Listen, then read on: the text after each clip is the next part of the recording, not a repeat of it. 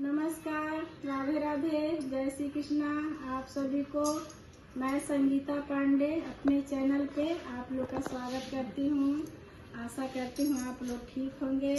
मैं बहुत सुंदर एक देवी गीत सुनाने जा रही हूँ। अच्छा लगे प्लीज़ लाइक शेयर सब्सक्राइब जरूर करिएगा और कमेंट में बताइएगा कैसा लग रहा है। जय माता दी।